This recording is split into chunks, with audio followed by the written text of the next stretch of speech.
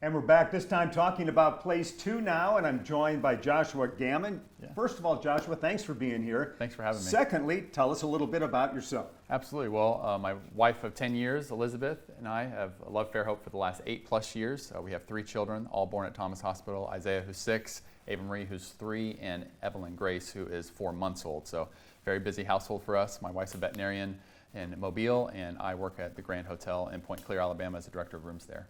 Lucky person getting to work at that beautiful spot place. every day. Beautiful. Well, tell me why you decided to run for office. Why do you want to be on the Fairhope City Council? Absolutely. Well, I've always been interested in service to the community, and I think this is a great avenue to pursue that. In the last 5 years, I've had the privilege of being on the board of directors for Prodigy Pantry and really been interacting with the public, and giving back is something that's important to me.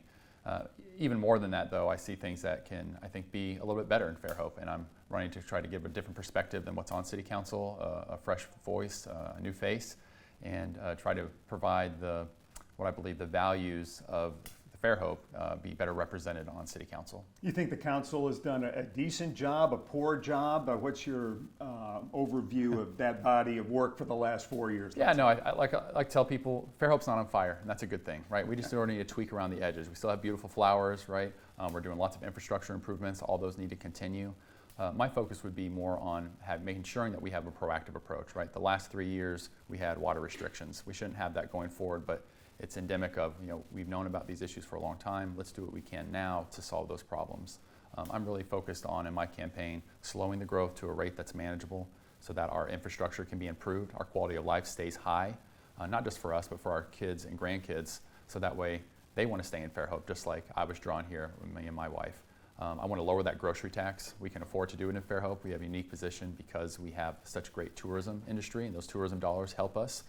And then lastly, I want to make sure that we're keeping our charm, right? Fairhope is unique. It's that je ne sais quoi thing, that quality, but that means protecting our downtown, having great regulations and building standards, maybe a tree ordinance or two to make sure that those great live oaks are protected across the city. So those are the things that I'm focusing on. And when I talk to folks, when I'm knocking on doors, that's what they're interested in. That's what they want to hear. Well, the grocery tax thing is pretty unique. It's been done at a state level where we've been kind of chipping away at that a little bit. Talk about that a little bit more and why you think that's a good idea for Fairhope. Yeah, well, the legislator was great. In this last session, they passed a law that allowed the municipalities to untether their grocery tax to their sales tax. So we're able to independently raise or lower it. Fairhope's portion of that is 2%. At a basic level, I think taxing necessity for survival just is gross. It's not something that should be done. I understand that it may not be affordable and people can't, and not all municipalities can afford that. We estimate that it's going to cost the city about $3 million to cut that down. Well, the good news is the city has excess of $10 million of revenues every year for the past 5 years. We can afford to do it. Let's get the money back to the people. Let's stop taxing necessities that people need for survival, and let's give people a little more money back in their pockets. Yeah, you talked about achieving this balance between growing Fairhope while at the same time maintaining the charm of Fairhope, Right. which is why everybody wants to move here in the Right, first right. place. So what are your basic parameters for trying to accomplish that? I think a lot of it is the boring stuff, right? It's not the fun things, it's the regulations, subdivision regulations, it's managing the comprehensive plan. And when I talk to folks who are on planning and zoning or developers or residents, what we talk about is, okay, we have this comprehensive plan, let's follow it. Let's make sure that we're not granting too many exceptions to that comprehensive plan. If we say there shouldn't be any commercial here, don't make a carve out for a commercial. I don't hear anybody, when I'm knocking on doors, dying to have a Dollar General on their side of on their corner. But you also do that by, the historic commission that they've just established. That's a great thing, helping with that. I talked earlier about that tree ordinance. That's a big thing that you do. Mature trees are a great thing in Fairhope and really a lot of Baldwin County. And it's unfortunate that right now, folks can come in. I talked to some folks in the Fruit and Nut District. There's a couple plots to cut down 80 trees, 60 trees, and the lot has stood completely barren for 3 years. Right? That just doesn't seem reasonable to me, right? We should have an understanding that these trees not only are helping to beautify the city, but they help with our drainage problems that we have, right? They help with the carbon and the overall environment in our area. So that's how I think you keep the charm. Of course, downtown's got to be protected. That's our brand. That's where the folks from the tourism try to come to. That's what draws them here.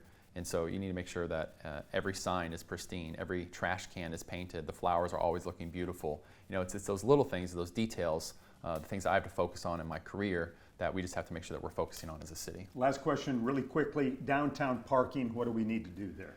Yeah, well, I don't have all the answers, but what I do like to do is ask the right questions and go to the people that have solved this before. So other municipalities have solved this problem. My understanding is there's already a study being done by the city, but I think you have to sort of take an all the above approach. Try to see, do we need to have timed parking? Do we need to have some sort of paid parking? Do we need to have parking decks built somewhere? The biggest thing that we have to do as a city is we don't want it ever to be an inconvenience for somebody to come shop downtown. We want it to be a very easy, seamless experience. Everybody knows they can shop online and get the stuff in 2 days. So the differentiator for Fairhope is you get that experience downtown, but also can you get it quickly? And there's a lot of folks that I talk to that avoid downtown, unfortunately, because they know, I'm just not sure if I'm going to be able to find parking. So we've got to solve that. It's better for the city and it's better for the businesses downtown. Very good. Good luck to you. Thank you Joshua so much. Gammon running for place 2. We'll be back and hear from his opponent in just a second.